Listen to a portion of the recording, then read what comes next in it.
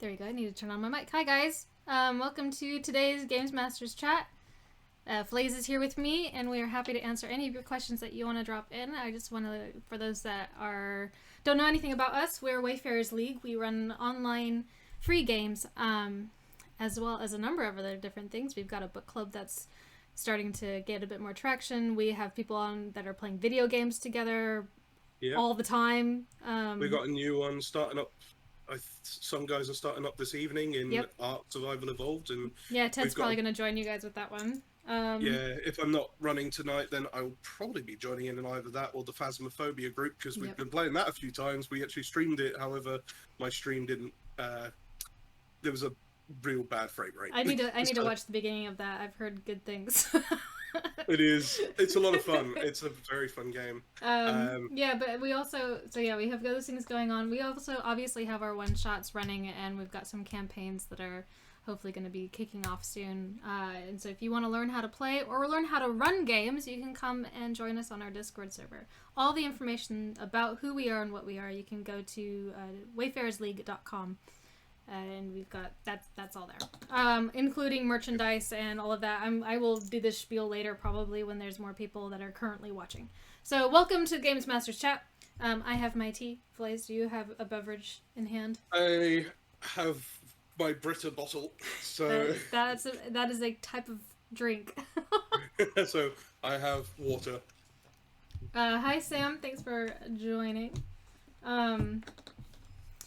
And yeah, before I pressed play on us, Fallaize and I were talking about various game systems. I was saying that I have been steeping in Fate Core for the past 48 hours because I've been, I'm learning it, so I'm going to be running some one-shots in my own post-apocalyptic setting that I have been developing for has been brewing in my brain for a couple of years, but I haven't had time to do it.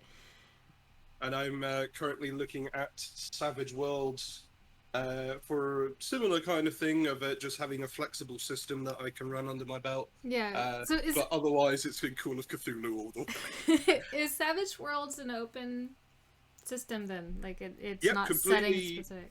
There's no setting specifics in Savage Worlds. There are so many different settings in that game, like the list, official settings in the list, and even unofficial ones. Huge list. Like, I went on Wikipedia to look at it, and it's just a whole thing.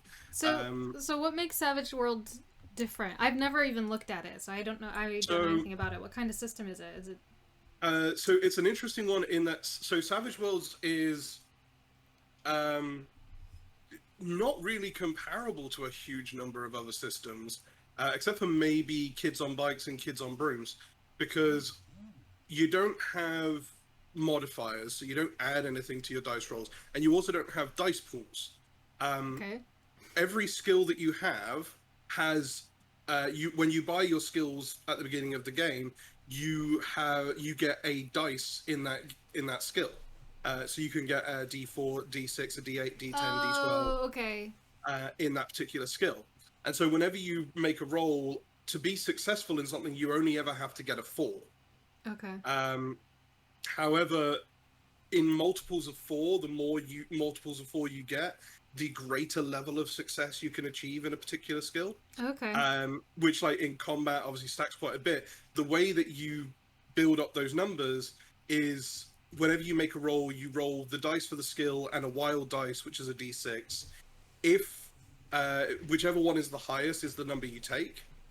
If you land on the highest number on that dice, so a 4 on a D4, a 6 on a D6, so on, the dice explodes. You roll it again, and you add that number, and there is no limit to how many times the dice can explode. So if you just keep rolling the maximum number, you get stupid high numbers, and I've doing crazy stuff. Yeah, I think that one shot we did had exploding dice, and that was a really fun game mechanic. Yeah, exploding dice is a really fun thing, but it's a nice system, and it's very flexible, so you can literally run it in anything that you want to do. My mind is I will run Deadlands as a kind of short thing at some point, but once I've gone through the mini campaigns that I've got in the back of my head, to run something more extensive in this system, which will probably be like a sci-fi game, because we don't see a huge number of those at the moment. And I do like the genre, so I think I might do a sci-fi type of thing and do like a proper gritty sci-fi as well, like space travel, but like ships like from Alien, where it's just like old school knobs and switches and buttons and fixing things with duct tape and steam pouring out everywhere and like, crap, where's that what's that? And you have the one person that's really good at talking to the ship. Super 70s and 80s like gritty dirty sci-fi, because I love that genre. That's why when I was playing around on Hero Forge the other day, if anyone who was in the server might have seen me post a picture of Space Hobo, which is why I was creating that character, was because I was like, yeah, that's the sort of kind of vibe I've got for this idea in my head. So first, question, Sam, how are the dice rolling for you? Dice have been rolling pretty well for me in that game. I always a lot of my games recently keep getting canceled, so that's so like the dice Sam no Sam I think he's talking about the dice that he gave me. Specifically. So I used it in the last ever chosen game. They rolled very, very well. I do a ritual now whenever I start as a player. I never do this as a GM, but as a player, where I roll all of my d20s and I take out all of the dice that land on the lowest number, and I just keep doing that until I'm down to 2. All right. Which, with the number of d20s I have, can take a fair amount of time sometimes. But yeah, so every time I play, I always play with the ones that did not roll the lowest possible numbers for the whole thing. For the whole test period. It's a superstitious thing. They're still random, but it's a very role player thing to do. It's a very role player thing to do, and it has it's had good results. Like, that method has had me. I feel like I've rolled better on average since I started doing that. So nice. I know it's bullshit, but I still do it. It's all good. Yeah. So I haven't played Fate yet, so I'm learning it to run it because I want to play it. It seems really fun, very narrative and very, similar to Goblin Quest, where you get extra dice depending on what your character traits are. It's not number based, it's idea based. It's not extra dice, because Fate... No, I'm talking about Goblin Quest. I just said Goblin Quest, you get extra. With Fate, you get... you get extra modifiers. You get +2s. Stacking those like crazy. You just keep stacking them for as many points as you can. As long as you got the Fate points. I ran Fate Core once. I think it was like one of the first games I ever ran was Fate Core, for Josiah and Sam and a couple of others. Yeah. Anil's brother was there, I think, in a kind of superhero style thing. Nice. But yeah, no, I do like Fate Core as a system. It's very, very narrative driven. Yeah. And I'm going to be doing a post-apocalyptic thing. It's taking place in the United States after the event in 2050, and there's going to be radiation areas, mutants, and... What I love about that system is it's the system that allows you to mechanically abuse flavor text. Yes. That's what it is. Well, it's just every single time you describe something and you put a card down on the table to describe the environment, and people could just take that and just go, I'm going to use... He's like, the floor is slick. Cool. I'm going to shove this guy and hope he slips over, and I'm going to spend a point to get +2 from this floor is slick token that you've put down. And I think it's great. What's fun is that the character creation is so open. You can really do anything. The group that I was making, that when I first coming up with this idea was like 2 years ago, and then life exploded. But originally, the party that we were building, all the players came up. There was one person. She was making this like middle-aged drug addict who was on the run from somebody, and he was like really bad at everything, and suddenly finding out he's got these like weird powers. So, but they were all accidental. So that was and then we had a sentient lizard. Ted was going to play a humanoid duck, very Howard the Duck, but not Howard Oh, the the Duck. duck. Because he believed he was actually human who had been transformed to a duck, and he was on a mission for Walt Disney's head because he believed it could turn him back into who he was supposed to be. Because the whole game, I am going to run this at some point, a post-apocalyptic where it's going to take place in post-apocalyptic Disneyland, yes. Which has been transformed into this base for, like, this powerful, welcome to my brain. Well, are you doing Disneyland or are you doing Disney World? Disneyland, because I know that place like the back of my hand. Fair enough. So I'm more familiar with Disney World because that's the one I don't think I've actually ever been to, the California Disneyland. That's great. But because Disney World is made up of like 7 different parks, and they're all interconnected by like a transit system. But yeah, I get that. Disneyland. See, the whole idea was Disneyland is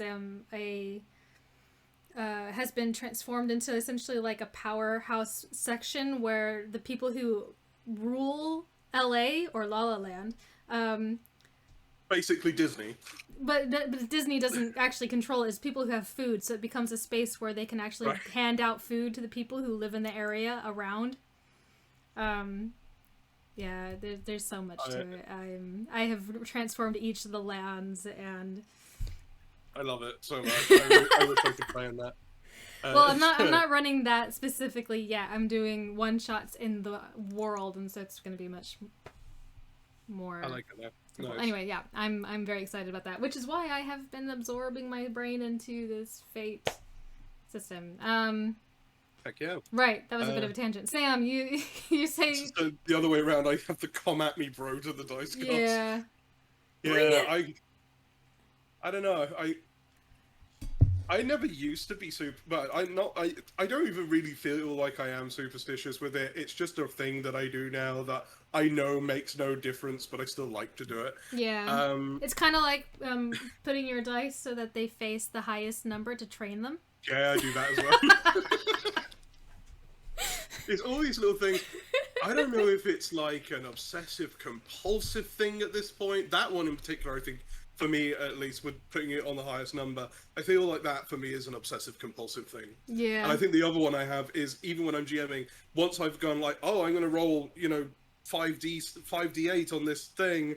Oh, cool, here's the number I got. Stick them immediately back in the d8 section of my bag. And it's like, and now I'm going to be rolling, another 5d8. Oh, I have to go back into the bag and get the same dice out that I just put away. I always just have them out. How's the new PCs? The next question, Fallaize. It's running Fallaize. Yes, we had this. We had this discussion recently where I found out that everyone was pronouncing my name wrong for the last 3 years. Yeah, and now I'm broken. It's fine. To be honest, it's even before then, because when I was at university, everyone always called me Fallaize as well. But it is pronounced Fallaize. He's putting the emphasis on the wrong syllable. Yeah, the wrong syllable. But yes, Sam, thank you. Thank you for asking. The PC's running really well. I really like it. Not quite. I mean, it can run Star Citizen, but it's a little laggy, so I'm still going to use the Shadow PC for that. But it's running everything else really well. I've made some changes in my settings, so hopefully next time I stream a game, it's not going to be really awful. But yeah, no, I really like it. It's really great. And I also have this really cool 27-inch monitor, which means that whenever I do these and like play my games online, I have this really nice cinematic view of everything. It's nice. Yeah. I have my little tiny laptop that I'm doing everything on. That's okay. That's what I did have. I did not want a massive laptop. I wanted something more portable so I could sit on the couch with it. Ready to play Ark. I think everyone's ready to play Ark, it seems. Yeah, I'm looking forward to that. I've cancelled Shadowrun for this evening because my brain is way too fried to be running that system. So I will hopefully be joining you guys for that once I've refreshed myself a bit more. Yeah, Ark is going to be a good one. Which Ark is the most insane game ever. And this is really less GM's chat and more video game chat at this point, but Ark is what would happen if you let a 4-year-old come up with the concept of a video game. Yeah. Because it's like, It's So like, there's the okay, this mic. game is going to be the best thing ever. Okay, it's going to have guns, it's going to have space stuff, it's going to have dinosaurs, it's going to I think I heard it's the Michael Bay of dinosaur games. yeah. That's not an inaccurate description. It's at any point when you're like riding a T-Rex into battle with a machine gun, and it's just like Which you can do in Fate. which you can do in Fate, and Bring it also back Savage around. Worlds. And Savage All the lens flare. Gotta love the flexible systems. Mm-hmm. I do like games that like because there are games out there that it's literally this is a system that you can only run in this setting. Yeah. It makes zero sense outside of this setting. Like the Alien RPG, Sam, you played in, which Elsie ran for us a couple of times now. You could not take that system. I could not think of a way to take that system and apply it to any other setting. It is the Alien RPG. Also, no one survived. Everyone died when I played. It's kind of a cool one because it's like you've got your mission as a crew, but each character had an individual kind of like side mission that they had to complete as they were going. Mm-hmm. So, like one of the characters, there was like an android character that had to sacrifice themselves for another player. That's cool. I was playing a scientist character. I was the sleazy scientist character from Aliens, basically, and my mission was to get a sample of an alien egg and get off world with it. Nice. I was the last person to die, I think. There might maybe one more person after me. It's been a while since we played this, but yeah, we got to the ship, and then there was just like a bunch of face huggers on the ship, and I was like, "Oh no, okay, this isn't gonna happen." It's not gonna work. Yeah, this ain't gonna happen. We're done. I enjoyed, speaking of Alien, I enjoyed your Alien offshoot Dread game. The Alien Dread game. That was really fun. I think I enjoyed being an android more than I probably should. That was great fun. That still remains one of my favorite systems. Yeah, it's like, I know I'm running Call of Cthulhu soon, but Dread is the ultimate short-term horror game. Mm-hmm. It's absolutely. It's so good. I look forward to being able to play it again. Same. And I think with that's definitely a system that I don't like running, but I like playing. I have yet to play it. I've only run it. I think Katie probably would really love running it. Feel like it's the kind of thing she'd like, because particularly with how much she's gotten into Darkest Hours. Yeah. I'd say, yeah. Well, she also likes making stuff up on the fly. It is a game that... It's a game that's very hard to GM for the only reason I found it hard to GM is that as the GM, there is zero way to gauge how the other players are feeling. Yes. Because it's actually a very intense game for the players. So if those who are watching, if you're not familiar, Dread uses a Jenga tower. And whenever you want to do something in the game that has an element of risk to it, you draw a number of blocks from the Jenga tower, usually between 1 and 3. If the tower falls over and you were the last person to touch it, then your character is dead. Yep. So it gets very intense, and particularly the longer the game goes on, the more intense it goes, because narratively more things are going on, and so you're reacting to a lot more, which means that you're then pulling more and more blocks from an increasingly unstable tower, and inevitably it's going to fall over at some point. Somehow, I don't know how, but somehow when we played, like, one person died. Yeah. Well, I think that was insane. I think there was time constraints. There was time constraints because we were in like a cafe when we were playing it. Yeah. But there was also just an element of that tower just got so crazy unstable, but you guys still kept managing to find like good blocks to take. We were all very good at Jenga. Yeah, we just had a table of really good Jenga players. Man, Ripley and I could have gone for another 30 minutes and just fighting. Maybe not that long. The tower is pretty rickety by then, but it was. Yeah, it was very really mad, good game design for sure. It's a great game design. It's a lot of fun. I love. I will. That's the one system that I think I will always go back to. especially around Halloween time. Yeah. I think that's what we need to do. Is actually that's probably something we could maybe look at doing is a Halloween Dread live stream. Well, that'd be fun. Yeah, we can actually like get us all in the same room. Yeah. Everyone come to our place and we can have a big slumber party and just play Dread. Yeah, I think that'd be really a lot of fun. That would be great. We'll sort something out.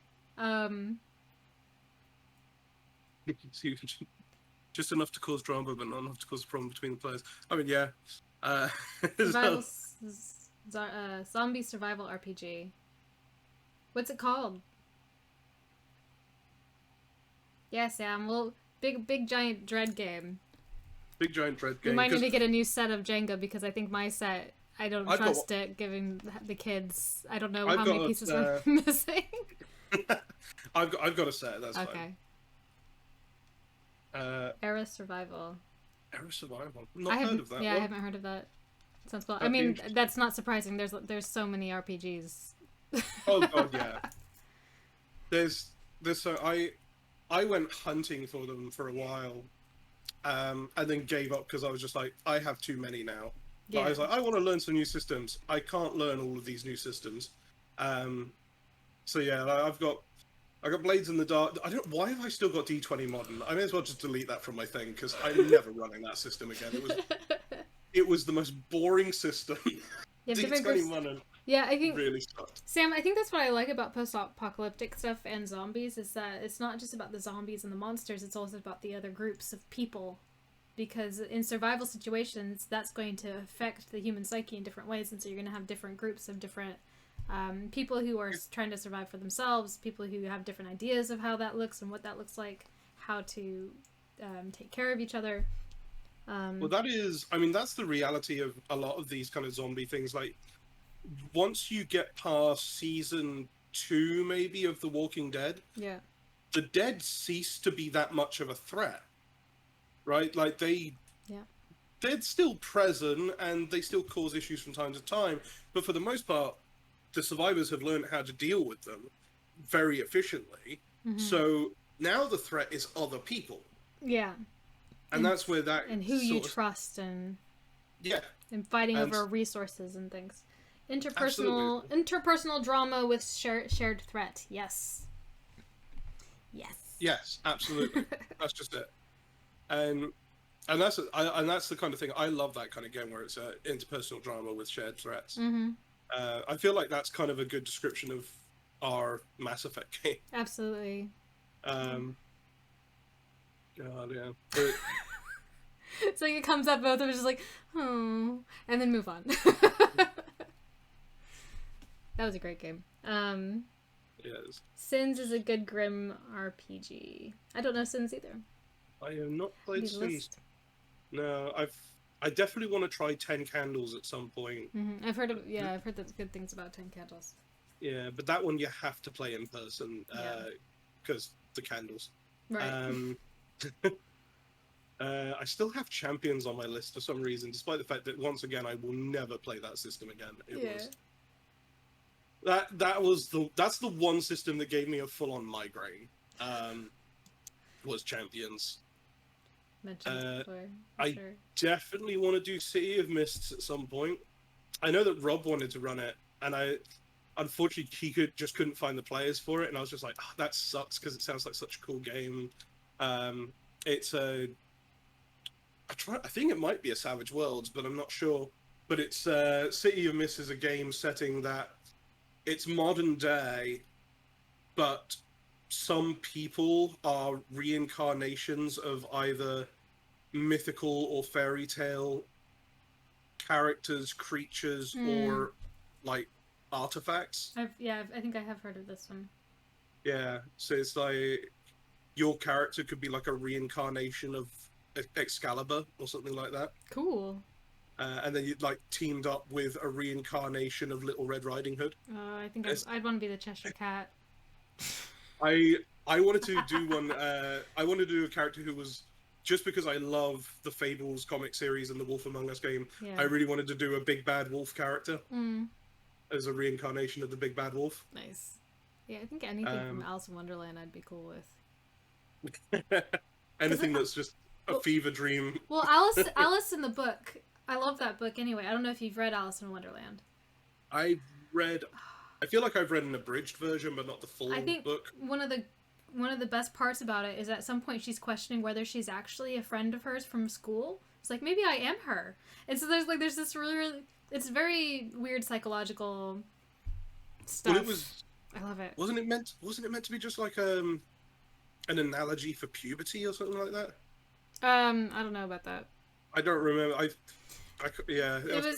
It was originally written as, stories for this guy's friend's daughter, or cause I'm gonna just stop because I don't know all the details. I have a friend that's really into Alice in Wonderland. C.S. Lewis. I never read Alice in Wonderland, but I still know from memory the poem The Jabberwocky. Because I had to learn it for college, and we recited it and we performed it so many times that it is ingrained in my psyche, and I cannot forget how the Jabberwocky goes. And it's frustrating. Why? It makes no sense. It's like most of the words in the Jabberwocky are not words. They're just crappy made up. And I love that book so much.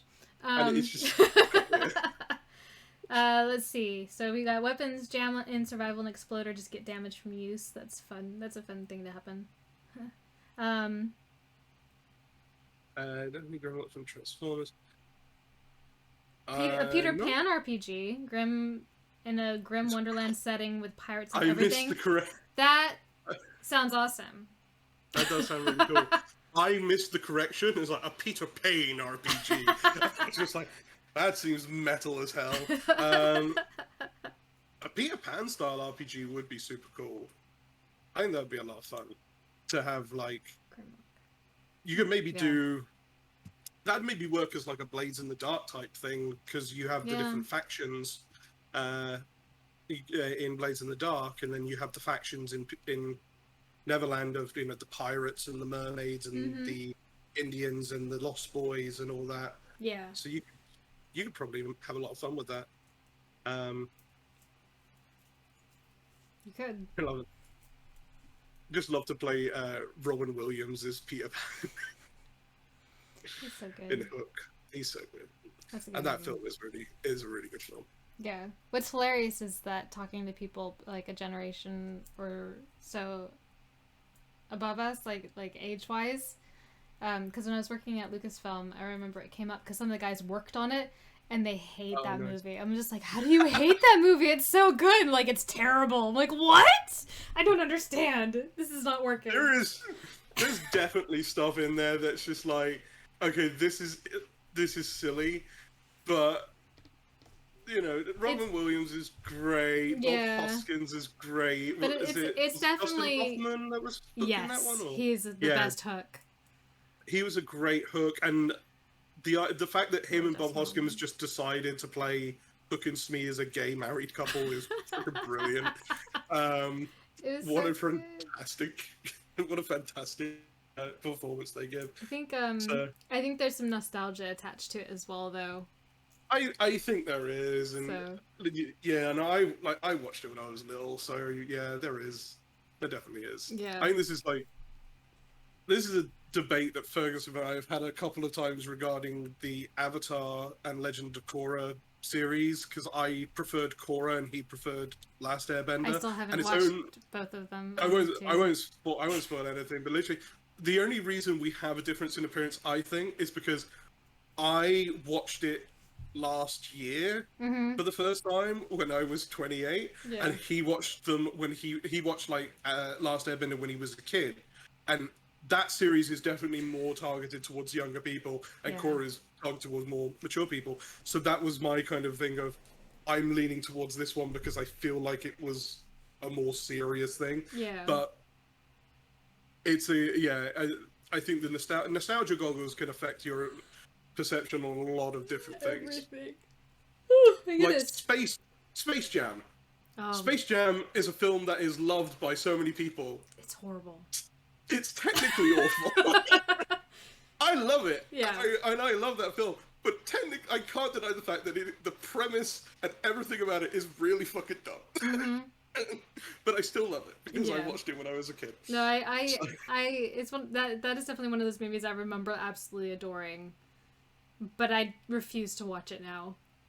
Yeah, I haven't. I don't want this nostalgia goggles to go away if I rewatch it now, so I haven't watched it in many times. Yeah. Neverland Here Be Monsters is the name of the Peter Pan RPG by Jonathan Green. Sounds very cool.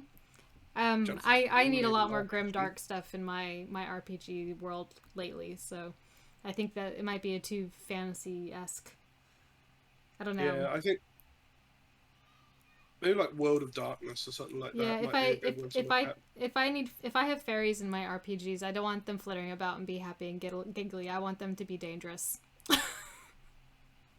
That's kind of where my brain's at right now. Oh yeah, 100%. You know, if you're gonna have, it's a choose your own path book, but you can have multiple PCs. That sounds cool. That does sound really That actually sounds like something I could do with my kids. Actually, yeah, that would be a really fun bedtime thing. I might have to look into that. See if it's appropriate. Thanks to companies like Disney, the fairy propaganda that has gotten out there that fairy are kindly and friendly creatures that you know just want to help you fly and grant your wishes and all that sort of stuff. You know, we can't be taken in by the fae propaganda. It's they're incredibly dangerous creatures. Whose idea was it to teach children that they should give over their teeth to fairies? You know, it's ironic. My daughter lost one of her teeth last night. Really? Now that you bring it up, yes. Now that I bring it up. So the tooth fairy has taken away one of her teeth. Bobicus, thank you for the follow. Welcome, welcome. Hello, Bobicus. Who was it? Who? That lost their tooth? My daughter. Oh, it was me. Welcome to the stream. Welcome to the stream, Bobicus. Anyone have any actual questions about being a GM? Because so far we've talked about video games, nostalgia films, and just our favorite games. Granted, some of that has been rooted in RPGs because we're talking about the Peter Pan RPG. We talked about Fate and Savage Worlds and like and all these scary games and Alien RPGs. So I mean, there is stuff about it. Because the thing that I like about tabletop role-playing games is that you can take inspiration from all these different places and put them into your own games. Yeah, absolutely. Oh, it was Bobicus. We must appease the bone fairies somehow. Teeth seem a small sacrifice. And they're not going to use them anyway. No, I mean, it's not... Like, they probably won't, right? But the thing is, if one of them ever decided to, they then have a physical connection to nearly every single person on the planet. I like, it's true. I like the, what was that movie? The Guardians. What's it called? It's the one where it's like the Easter Bunny and has the best Santa Claus in any fictional world ever. I know which Guardians. No, not Guardians of the Galaxy. It was no, definitely not. No. No, it has the Tooth Fairy. Yeah, Rise of the Guardians. That's it. Because the Tooth Fairy in that, she's so intense with her like army of fairies, and she just loves teeth so much. It's really weird. But the idea that the teeth themselves actually hold the child's childhood memories, which actually makes it even more dark if it's like more the evil fae holding on to the memories.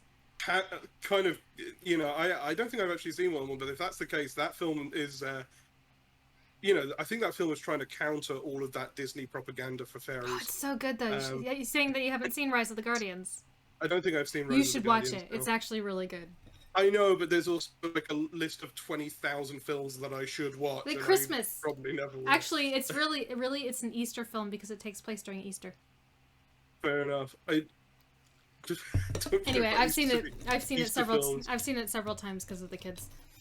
It's still very good. Fair enough. The new 10 Rings movie, one for each tooth. I don't know the 10 Rings movie. I'll just say now for those that are tuning in right now, we are Wayfarers League. We have a lot of games on our website for people to sign up to. We have a Discord server with an amazing community where we play video games, board games. There's book club. We watch horrible movies once a month. We watched American Ninja last night. It was so stupid. We have a blog. I was running a game. Yeah, we I was running a game where the players decided to. I'd set up this huge encounter in a tavern, and the players just decided to burn down the tavern before. Oh my goodness! So how do factions work? I'm guessing you meant work because good sometimes is a autocorrect for work. So with factions, yeah, go ahead. Yeah, so this is in Blades. Well, there's factions in D&D as well, and there's factions in. There are factions in D&D, it's but like groups. Yeah, Blades I think is the one that has like an actual mechanic for them. Yeah. But essentially, factions are just different organizations or groups that exist within the world, which players can interact with and do jobs for, and they can create allies with certain factions and become enemies with others. And in Blades, I feel like I didn't stick around in the Pirates game long enough to really get into factions, and we haven't really touched upon it in our Scum and Villainy game. So I'm not super well versed, but I believe it's like a point system. Yeah, so I'm in a Blades game right now. Yeah, you probably have a better insight into it than I do. And so the idea is that the different factions, it works similar with, well, it's not similar, but the idea of having the different factions, and depending on how your party relates to them and how they relate to you, and so whether you have a good rapport or a bad rapport. And you can, I like Blades, my players do not. I love Blades in the Dark. It's one of my favorite games right now. It's brilliant. I'll probably say that about any game that I'm specifically talking about, though.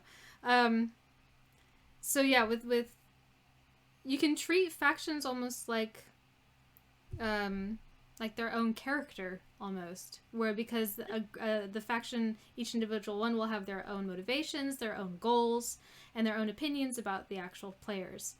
And each faction will have a leader, and they'll have the different hierarchies, and you have your grunts, and so there's a lot of movement and push and pull between your factions and the players themselves, and also between each other. So you can treat them they're like NPCs, just groups. Like swarms. Yep. In D&D with 5e, if you have factions, players can gain, what's it called? Rapport? Is that what it's called? You get points, and you can spend the points. I don't really use it very much. I never really found a very good use for them. I've not really used it. However, in Tyranny, which I'm running at the moment, once we get into Book 2 of Tyranny, there is a whole thing in there which is to do with the different factions and like trying to get the different people on your side so that you can build up support for taking on the Cult of the Dragon. So it does come in quite a lot in Tyranny, but I haven't really used it in any other game that I've done. Yeah, it was in they had it set up in Waterdeep as well, Waterdeep Dragon Heights, when I was running it, but I started trying to use it in the very beginning, but it really didn't come up. I think it's more useful if you're running them like Adventure League, I think, because then you can spend it in games that you join in on and stuff. Yes. I did not get tickets for the London Twitch meet, and I will tell you why. I'm a very busy mother of 3.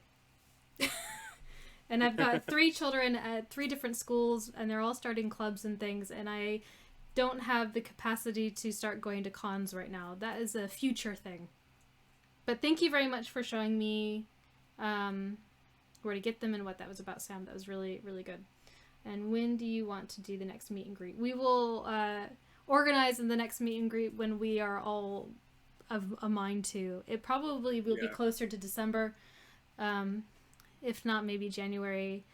We are definitely going to do something close around. I think Katie and I will probably have been talking about doing something in February, because I know Fee, who is a very active, very supportive member of Wayfarers League, is going to be coming down to London anyway. So Nice. I think we were thinking about doing something then. But that is all to come. I'm talking about factions. Yeah. Something did come to mind. So there was a stream that I watched for a while when I was preparing to run Shadowrun for the first time, and they did this really cool thing where their community separated themselves into the 10 major corporations in the Shadowrun world, and then each corporation could submit a job request to the games master, and that would basically be whichever job request got the most support from their faction would actually be presented to the characters in game, and they would be able to do jobs for the factions that the community who were watching had set up for them. So they did some really cool stuff with interacting with the community, where there was you have points in Shadowrun called Edge, and you can spend Edge to do really cool things like re-rolling your dice or blitzing and getting the maximum initiative score you can get, or ignoring fumbles and stopping combat entirely to deliver a dramatic monologue. There's a whole bunch of stuff you can spend Edge on. And they did a thing where if you made a donation to their stream, you would and put a character's name next to it, or the games master's name next to it, you could give people additional points of Edge to spend in game. Mm-hmm. So they were doing that. That was kind of a cool thing. Yeah. So you could, whenever we end up running a campaign on stream, I know we've got Everchosen at the moment, but there's not really a factions element to that. Mm-hmm. If we ever end up running a stream game where we have factions, that could be a cool idea, to have our community be the factions. That would be cool. And they can, give bonuses and points out to people through donations. That would be really cool. Could you just sort of hoard Edge and just lord it over everyone? I always wanted to be an Edge Lord. I mean, you could. There are definitely characters that have a lot more of it than others. I don't want to ignore that great pun, but it's like a super cool mechanic in that game. No, I love that mechanic, because it's just like you can permanently burn it. You get your Edge back after you sleep overnight anyway, but you can permanently burn pieces of Edge to avoid death if someone delivers a death blow to you. That's cool. You could do a lot of really cool things with that. I kind of did a similar thing now with a lot of my games, which I've anyone who's plays in one of my 5e campaigns at the very least, where I've got these tokens. Mm-hmm. I've been calling them fate tokens, but I don't know if that's really the right word for them. That's a good word. Yeah, but it's basically a token that players can spend. They get one for the entire campaign. Potentially, we've been discussing in Tyranny potentially one per character. So if the character dies, the next one might get their point. They can spend it on upon their character's death to do an epic sacrifice, and then their new character would also have the opportunity to do that at some point. But the idea is you have a token that you can expend at any point in the game, but you get one for the entire game, for your character for the entire campaign. Mm-hmm. And when you spend it, you make a bargain with the games master, and that bargain can allow you to do anything. The games master is generally not allowed to say no to the bargain, so you can break every single mechanic and rule to do this thing, and the GM is not allowed to say no. The only thing that GM will offer up is a consequence equal to the severity of the action that you're trying to take. So, mm-hmm. Even as a low-level character, you could potentially expend your fate point to cast a spell at 9th level. Yeah. But in return, you just take a whole load of points of exhaustion. Yeah, that that actually reminds me of in Fate, not Fate, in like Scum and Villainy and Blades in the Dark is the Devil's Bargain. The Devil's Bargain thing, yeah. Yeah. Yeah, it's a similar sort of thing where you have that, whereas the Devil's Bargain gives you like bonus dice, I think, Yeah. to a thing that you're doing. This allows you to just basically break all rules and just do something insanely epic. Yeah. Pretty cool. Yeah. Helps to So, in Fate, yeah, I mean there's Fate. You get Fate the fate points. points in Fate, but those are But that's those are like a currency because you Yeah. gain and lose, you gain and spend them quite a lot, and you use them just again. You're using them to stack numbers and stack modifiers. well, and you stack can dice. also use it to refuse a compel when the gym, and you can also use it to add a story point, a story element. Yes, you absolutely can. Yeah, there's a few different kind of like things for them. It's kind of cool. Yeah, because I mean that's the thing that Fate's very much about is it's all narrative. It's all narrative and building a story together. Which I'm still wrapping my brain around. My Tyranny group have gotten to a point in the game. At the end of the last session, they kind of started a combat, which is going to be a very big combat. Mm-hmm. And they're now kind of all discussing amongst themselves how, if things go badly, like who's going to spend their points, their fate tokens for what, because they're all very concerned that someone might die in this combat. Mm-hmm. Because they've already seen a bunch of mercenaries, one of the leaders of the cult, a bunch of trolls, Mm-hmm. and that's not including a bunch of the stuff that's in this place that they haven't yet seen. What? So they're all quite paranoid about what's going to happen in the next session. What level are they now? They are at 6th level. Oh, okay. And when this combat finishes, they'll be at 7th. Right on. So it looks like Peza are now doing a D&D Beyond type thing with a subscription. Everyone does subscriptions, it seems. So it's easier way to do Pathfinder. I mean that sounds good because Pathfinder's there was already a community-led one though. I'm trying to remember what it's called now. It's called PC Gen. All right. It's PC Gen, and I believe it's a community-led project, which basically does the same thing that D&D Beyond does, except for you can't connect it into like Roll20 or anything. But it's like you create your character in PC Gen, and then it will generate the character sheet for you, which for games like Pathfinder, really, really handy. Yeah. And Sam Carey is still watching, but he'll be able to confirm on this. There's also Chummer, which is the Shadowrun version of this sort of program. All right. And you do not want to be trying to make a Shadowrun character without Chummer, because it is gruelingly painful to try and make a Shadowrun character without Chummer. But Chummer streamlines it so well. We should drop those links into the character creation channel on our Discord server. Yes, they're not websites, they are downloads, but we can definitely do that. Because they are, PC Gen and Chum are both really, really handy little programs.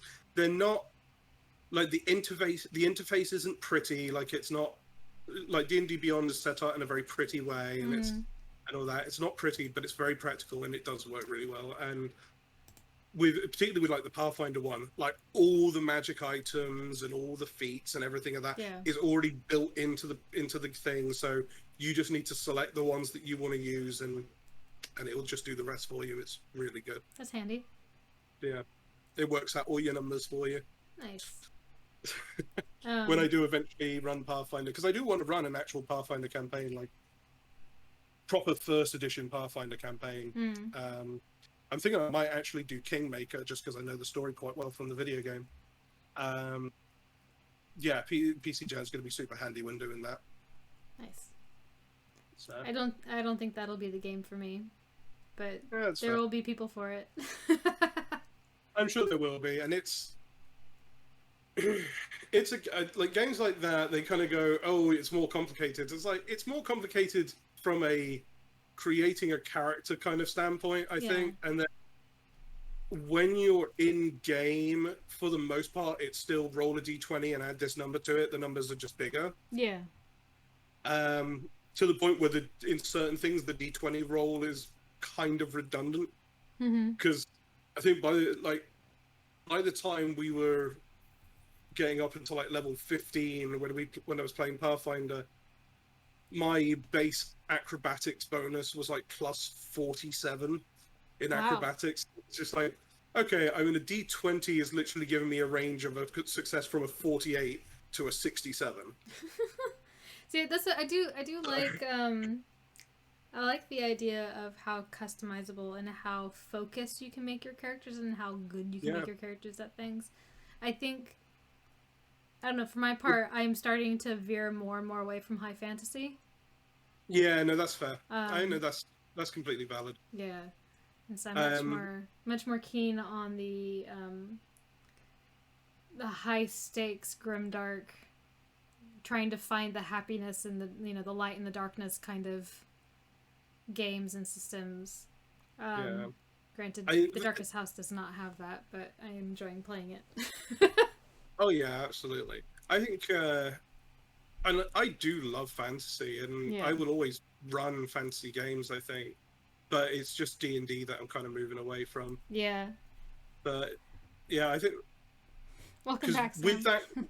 with those kind of systems where they are that, yeah, they are complicated, but as you said, like you can really customize your character to the level that you want to have them customized, and customize Mm-hmm. all their gear to the level you want to have them customized, and it does accommodate the kind of approach to min maxing quite well, but not exclusively. Like, you can still play those games without that mentality. I've played with people that didn't really do that Mm-hmm. a lot of the time, but I just remember how satisfying it was to watch Elsie's ranger character in the final battle doing consistently 600 points of damage around. Wow. That's Just nuts.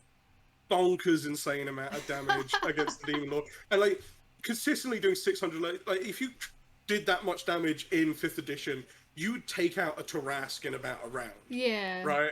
So she was just doing that every single round, and it was insane. That's pretty It cool was, to, just to recognize the range of game systems and the range of different yeah. game styles. Because it's like, we're talking about all of these things, 600 points of damage, rolling 47, and I'm over here looking at Faith, and it's like an 8 is really good. And he is really good in Fate, yeah. But this is a thing with Shadowrun as well, because it's a dice pool system and it's done on successes. Yeah. And so people kind of go, "It's like, I got a 9, is that good?" It's like, yeah, a 9 is insane. Yeah. Like, a good success is like a 3. Yeah. Getting a 9 is incredible. Yeah, so And there's such a range of systems and but styles Shadowrun of is games. also Yeah. one of those systems where it is got that level of complexity because you can really customize your character.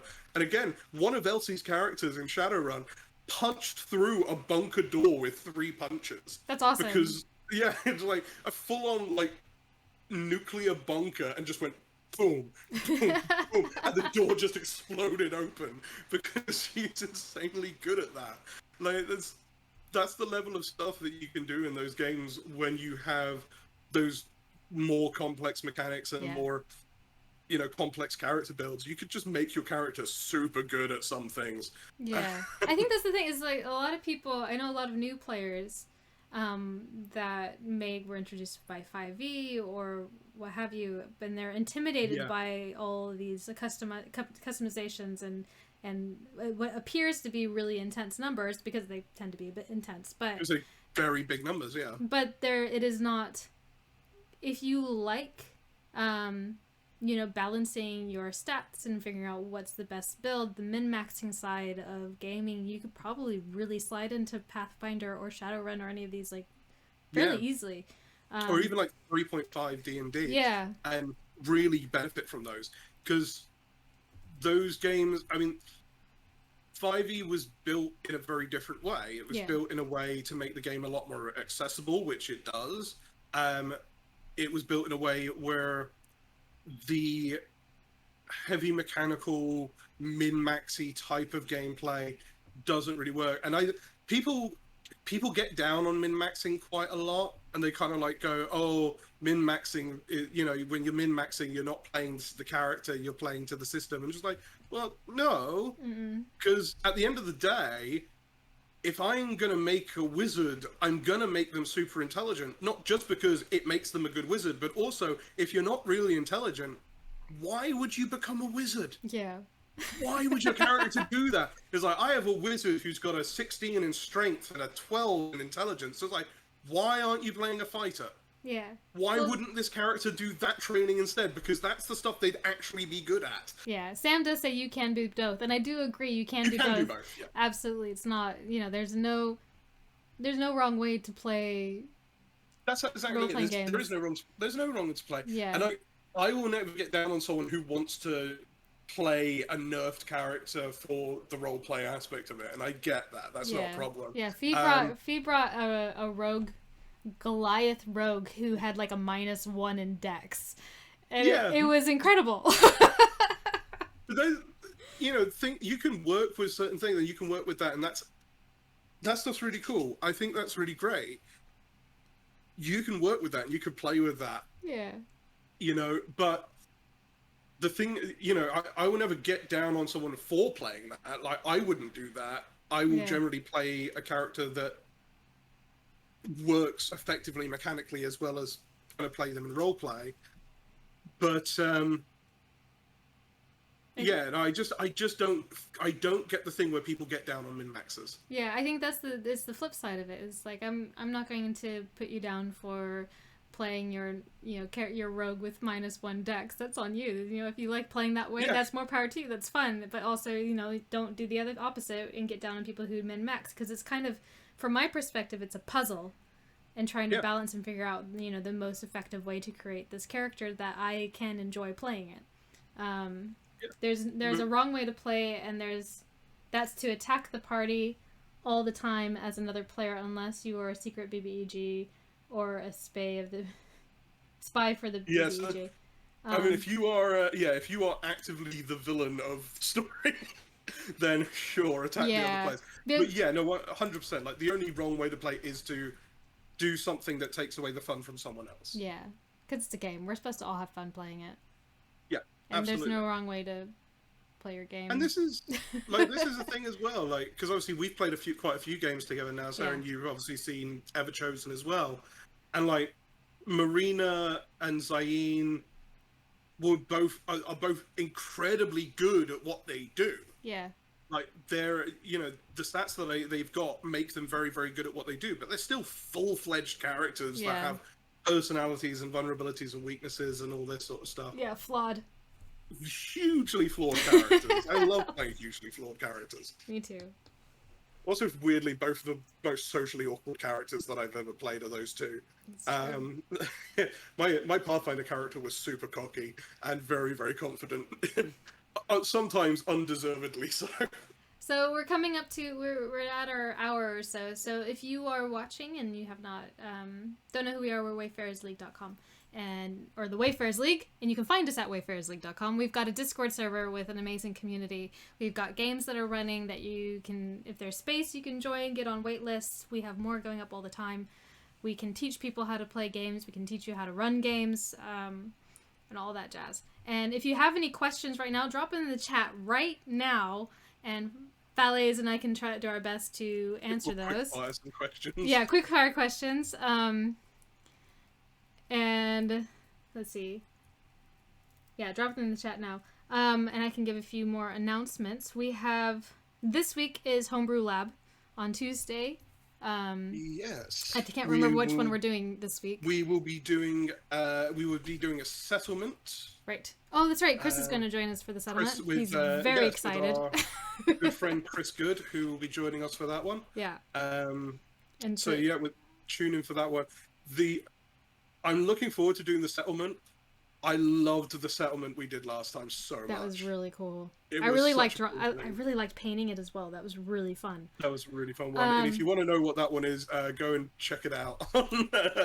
Go check out our last season's episode of that. Granted, our last episodes, they're not up on YouTube yet, where I'm slowly working through. Yeah, I'm slowly putting season 2 up. Yeah, So come and watch as Sarah, Isabel, and myself created a prison camp. so Uh, cool. it was really, really, really cool. Yeah, and so this Really week, dark as well. so our homebrew lab, essentially we spend an hour creating from scratch a settlement that'll include, I paint it live, and we come up with the NPCs that populate it, why it's there, what it is, anything that involves it, essentially. The world, the lore, Yeah, there's a whole everything. lot of stuff. Yeah, the history behind it, everything And with us. it's all based on random prompts. Yeah. I've got all my little prompts in there. So that's All this. based on random prompts that we pull from a hat. Yeah, and so that's this week, and then on Friday we have Everchosen will come back on, where you'll get to see the continuing adventures of And the we all just homebrew leveled up. game that Fergus is running. Yeah. Yeah, I've seen the chatter in their Discord channel a little bit. Yeah, we're all level 8 now, and everyone's really excited. That's awesome. Yeah. I finally got to 20 intelligence. I'm so happy about that. Nice. Playing this character for months. When we're going to be coming up into October soon, so I think I need to talk to the other GMs to see if anybody wants to run some Halloween themed creepy stuff. Games, some creepy things. Yeah. Not that we don't run a lot of that anyway. We're gonna do, there's a lot of creepy stuff. We run this system. Well, I'll be starting Call of Cthulhu, which is going to be creepy as well, and then we'll talk also about maybe doing a live stream Dread game in person, so that we can so you guys have something cool and creepy to watch. I'll have a think about that, and maybe we discuss with Katie, see if she wants to run it, and if not, I'll run it. We could even probably stream Darkest House, because she's been wanting to do that anyway. Ooh, that would be cool, yeah. So my parents are going to be in town, so we'll see how active I can actually get online. Anyway. Yes, anyways. So we didn't have any questions drop in. That's okay. Well, you guys can catch us again next Sunday. I will be here. I think next Sunday Sam's probably going to be joining me, and we'll also be kicking off Behind the GM Screen, so keep an eye out on the announcements of that. We're still trying to figure out exactly when I will be throwing that onto Twitch with Sam. He and I are going to be essentially developing a seafaring campaign for me to run for my in real life group. So if you have, we will be developing everything for it. Essentially, it's going to be 5e, and I'm already brimming with ideas of like NPCs and locations. Have you got the Unearthed Arcana ships and crew thing that they did? I have not looked at that. I think I've heard of it. I'll send you the link to it. Cool. It's got basically all mechanics for like naval combat and stuff like that. Nice. I heard that was actually also in the Saltmarsh book. It may also be in the Saltmarsh, but yeah. My first and foremost, my brain is I'm going to be continuing doing this. That's fair. Good old fate. Yeah, it's going to be awesome. My brain is currently going to be consumed by. Yeah. But I'm really looking forward to building out.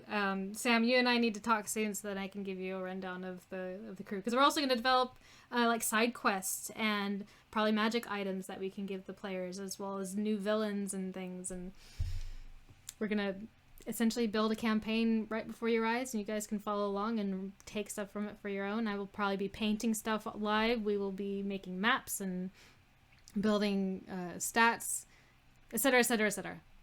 Anyway. Yes. Thank you guys for joining us today, and we will see you all very soon. Yes. Goodbye.